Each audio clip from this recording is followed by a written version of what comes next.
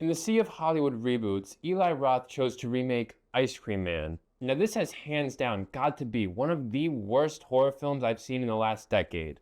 No shade to Tubi, but this is not a film people should have to pay money to see. This definitely belongs on there. Honestly, the best part of this movie for me was that my theater had a fire and had to be evacuated.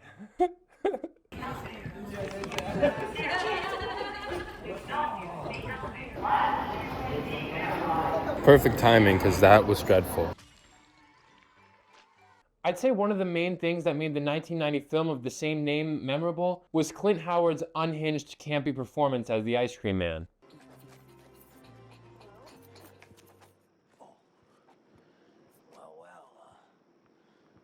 What do we have here? Want some ice cream? This film strips all of that to the point where the Ice Cream Man doesn't even speak one single line. Like, this is the guy that directed Hostel, and what a fall from grace. It seemed like they used the first take in every scene and treated the film as a drawn-out SNL sketch. But it wasn't even SNL level, it was like a middle school play. And I wish the best of luck to those young actors who are starting their career out with something like this.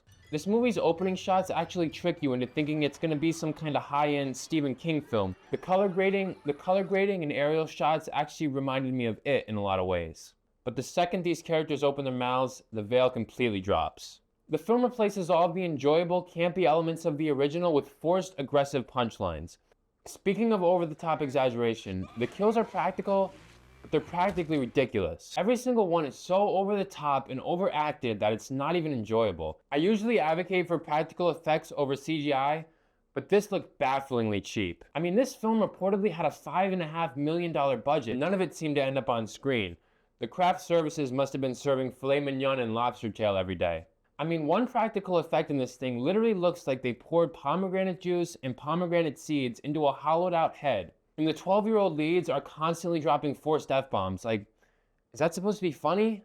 The irony is that the line, "This isn't funny," is repeated multiple times. Yeah, it's not. But what is funny is how the entire movie is just a repetitive loop. The kids are served regular-looking ice cream from a mute ice cream man who does not use human ingredients and become possessed sleeper agent weapons activated by the ice cream truck jingle that attack their parents and teachers, or as the trailer and synopsis would reveal, adults. But it really is just the parents and teachers that fall victim to this horrible-looking low-budget killing spree. And they chase our three leads into locked rooms trying to force them to eat the ice cream, but every time they're in a locked room, conveniently something pulls the possessed kids out and allows our leads to escape. And the acting is so over-exaggerated that I couldn't even wince at the adult victims. It didn't even seem like they were really in pain. Like, one of the teachers had his head cut open and brain fed to him Hannibal Lecter style, and he didn't even seem to feel pain. He's just like, oh.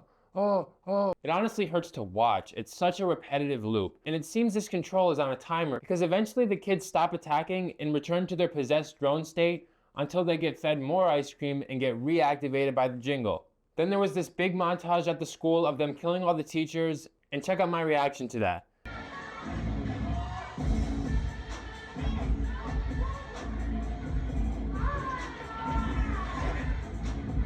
Honestly, I don't even know how it ended, but I don't care. This was a 1 out of 10 because of the color grading.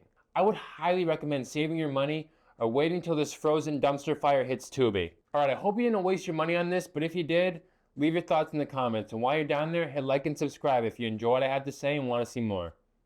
Nice seeing you.